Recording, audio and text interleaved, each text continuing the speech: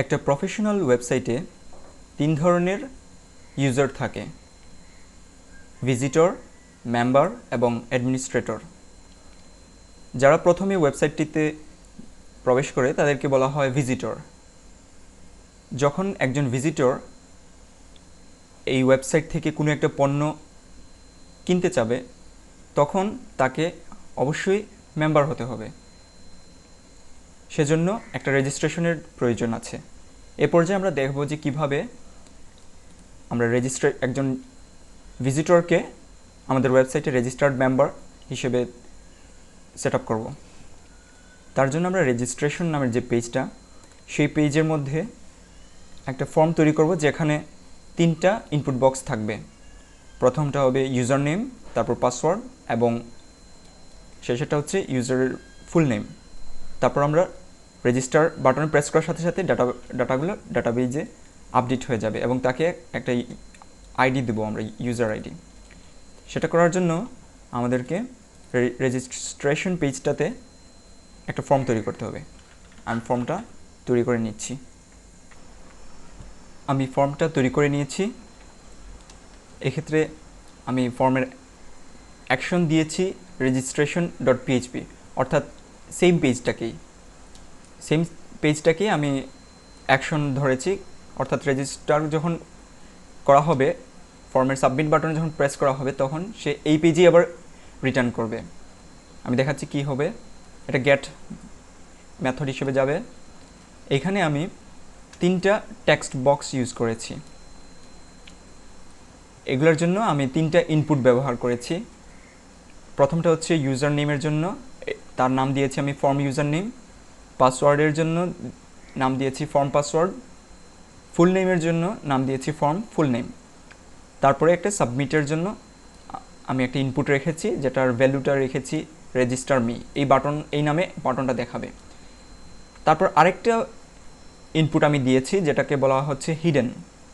এই ব্যাপারটা হচ্ছে এই হিডেন টাইপের কোনো ইনপুট তৈরি করলে তখন নেমের মধ্যে আমি যে ভ্যালুটা লিখব সেই নামে একটা ভেরিয়েবল তৈরি হবে এবং তার ভ্যালু হিসেবে যা লিখব তখন ওই ভেরিয়েবলের ভ্যালুটা আমার ইউআরএল এর মধ্যে পাস হবে।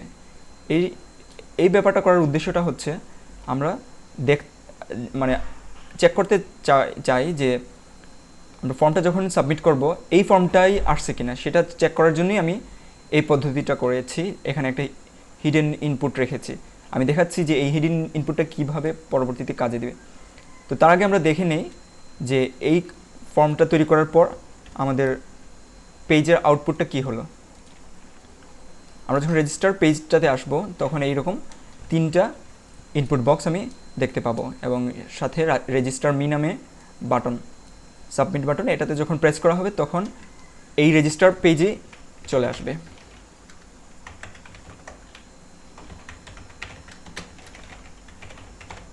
আমি এখন এটা রেজিস্টার মিতে প্রেস করছি। তাহলে খেয়াল করলে দেখা যাবে যে আমার এই একই পেজে আবার আসছে এবং এই পেজের উপরে ইউআরএলে ভেরিয়েবলগুলো চলে এসেছে। যেমন register form equal to true, আমি যে ট্রু ভ্যালুটা রেখেছিলাম সেজন্য। ফর্ম ইউজার নেম আমি যে নামটা দিয়েছি, পাসওয়ার্ডের জন্য যে পাসওয়ার্ড দিয়েছি, ফুল নেমের জন্য যে ফুল নেমটা দিয়েছি সেগুলো ইউআরএলের মধ্যে একই পেজেই আবার চলে এসেছে। এখন আমার যে কাজটা করতে হবে এই ভেরিয়েবলগুলো ডাটাবেজের মধ্যে আপডেট করতে হবে। তার জন্য আমরা এই পেজেই অন্য একটা পদ্ধতি করব যে শুরুতেই চেক করে নেব যে আমার ফর্মটা সাবমিট করা হয়েছে কিনা। যদি ফর্মটা সাবমিট করা হয় তাহলে আমরা রেজিস্টারের জন্য যে ফর্মটা আমাদের ছিল সেটা আর দেখাবো না। আমি একটু কোডটা লিখে নিই। আমি কোডটা একটু কাস্টমাইজ করেছি, যেখানে আমি প্রথমেই চেক করে নিচ্ছি যে register form equal to true আছে কিনা। অর্থাৎ আমার যখন এই হিডেন ভেরিয়েবলটা আসবে ট্রু হিসেবে তখন আমরা বুঝবো যে ফর্মটা সাবমিট করা হয়েছে। যদি আসে তাহলে এই অংশের মধ্যে আমরা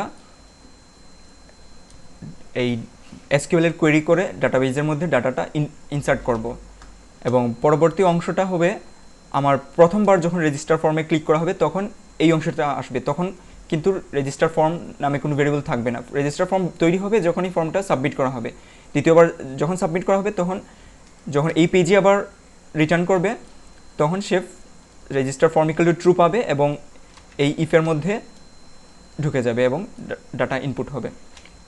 তো একটা ব্যাপার, এখানে আমরা এই কোডটা লিখেছি পিএইচপিতে, ফলে আমাকে এটাকে পিএইচপি ট্যাগের মধ্যে ঢোকাতে হবে।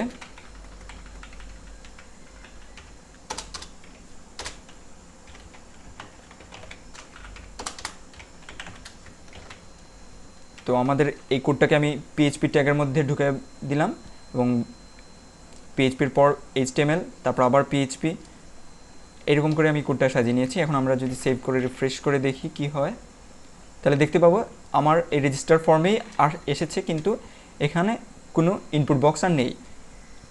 তো এখন আমরা ডাটাবেজে ডাটাটা ইনসার্ট করব। যদি ইনসার্টেশন সাকসেসফুল হয় তাহলে আমরা ইউজারকে একটা সাকসেসফুল মেসেজ দিব, ওয়েলকাম জানাবো।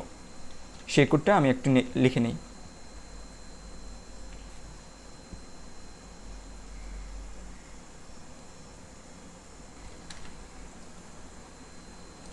এই হচ্ছে আমার ইনসার্টের কোড।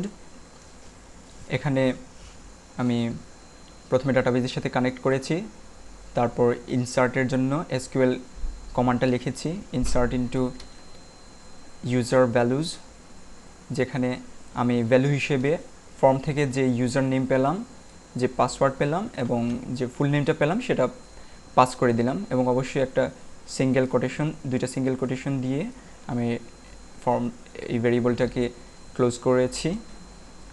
এসকিউএলে দিতে হয় স্ট্রিং থাকলে। তারপর আমরা মাইএসকিউএল কোয়েরির ভিতরে এসকিউএলটা এবং লিঙ্কটা পাঠিয়ে দিলাম।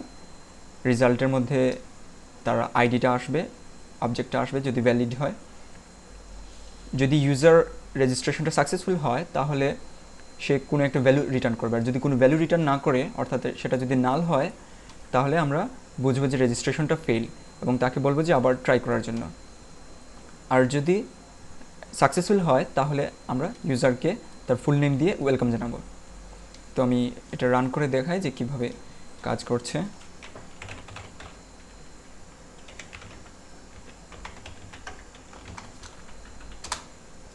রেজিস্টার মি দেওয়ার সাথে সাথে আমাকে দেখালো ওয়েলকাম, এর মানে আমার এটা ডাটাবেজের মধ্যে ইনসার্ট হয়ে গেছে।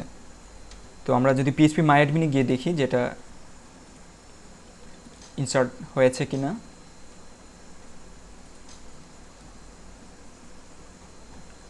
তারপর আমাকে ব্রাউজে ক্লিক করতে হবে, ইউজার টেবিলের ব্রাউজে ক্লিক করলে আমরা নিচের দিকে দেখতে পাবো এই যে আমি যেই ইউজারটা তৈরি করেছি সেটা ডাটাবেজে আপডেট হয়েছে।